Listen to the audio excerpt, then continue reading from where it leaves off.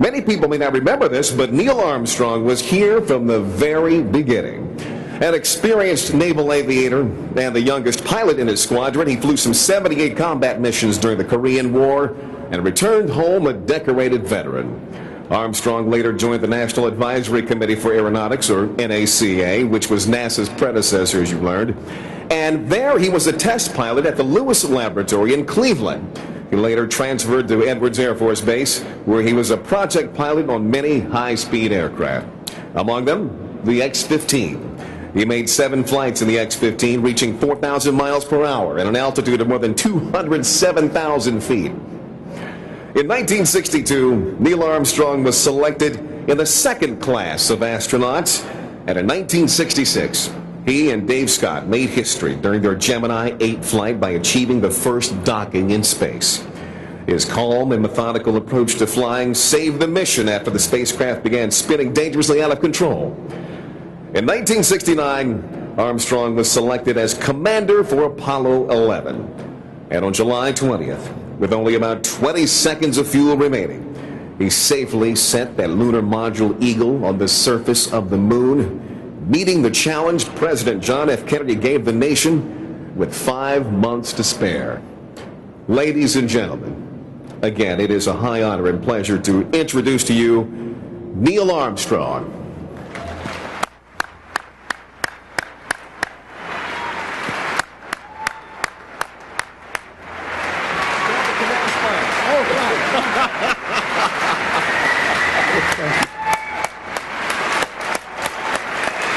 Thank you so much.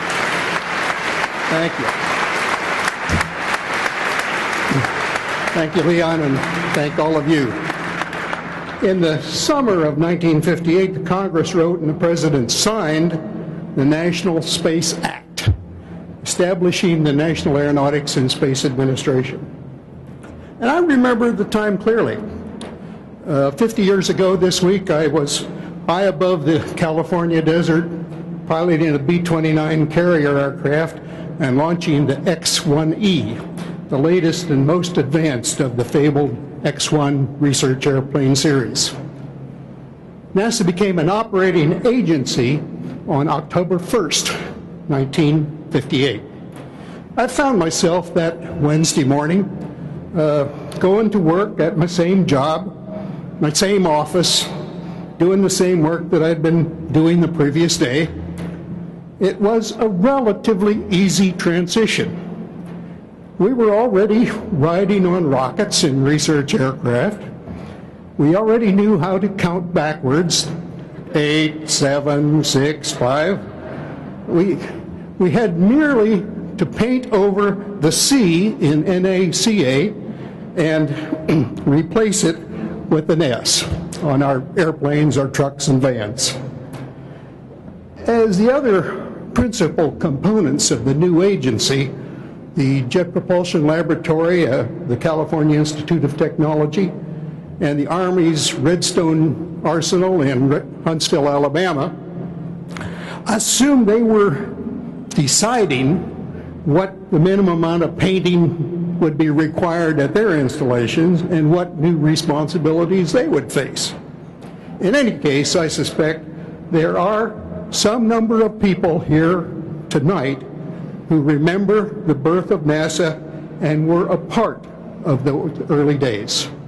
So I would like to ask those here tonight who were founding members of NASA, those from NACA, those from JPL, those from Redstone, and those who came from various other places to join NASA in the year 1958. I'd like those of you who are seated in that category to stand, and those of you who are standing to raise your hands and let me hear from you.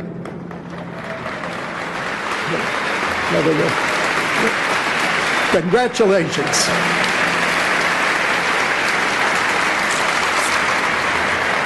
You'll be recognized as old fogies.